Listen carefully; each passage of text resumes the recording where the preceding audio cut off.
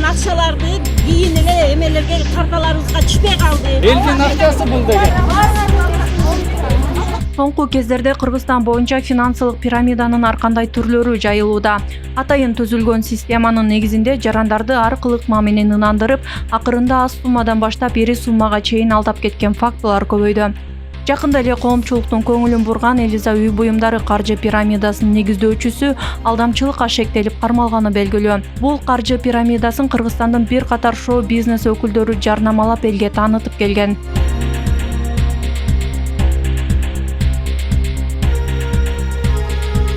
Элиза үй буюмдарында 3 миллион жакын группа бар.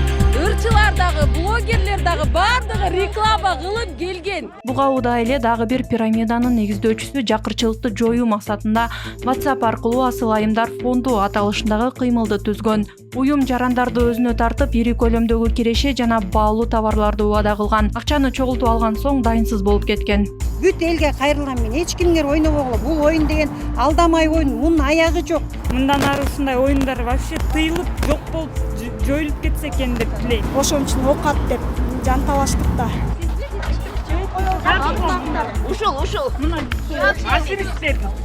Ушундай эле көрүнүш жакында эле Талас облусунда да катталып, эл биримдиги каржы пирамидасына 200 адам алданган.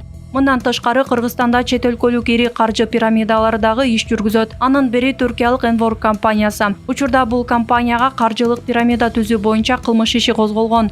Компаниянын Кыргызстандагы негиздөөчүсү Instagram социалдык баракчасында белгилүү Аида аттуу айым. Ал өзүнүн пирамидасын Кыргызстандагы шоу-бизнес өкүлдөрү аркылуу элге жарнамалап келет. Бул компаниянын атынан ырчы Назми Enwork продукциясы коронавируска каршы мыкты экенин министрге чейин айтып чыкканы дагы бар. Буга окшогон белгилүү адамдар карапайым элдин ишеними менен ойноп, жоопкерчилик тартпай келет. Жалпылап айтканда компания жарнамага кыргыз шоу-бизнес өкүлдөрүн активдүү аралаштырып пайда көрөт. Эгерде чындап эле туркиялык Enwork компаниясынын каражаты коронавирусту айыктырса, эмнеге вирус күчөп жатканда Түркия аны колдонгон жок? Өнүккөн түрк мамлекети дүйнөлүк илдет менен күрөшүүдө Enwork'тун продукциясына эмнеге көңүл бурбайт? Буга окшогон чет өлкөлүк пирамида компаниялары бир гана Кыргызстанда ишмердигин жүргүзөт жана ири суммадагы акча которууларды жасап келет. Бирок мамлекетке эч кандай салык төлөбөйт. Бул маселеге укук коргоо органдары көңүл буруп көзөмөлгө албаса, пирамиданын башында турган адам гана пайда көрүп, аларга ишенген карапайым эл алданып калууда. Буга чейин элдин башын айлантып жашап келген шылуундар мыйзам түрүндө жооп бериши керек.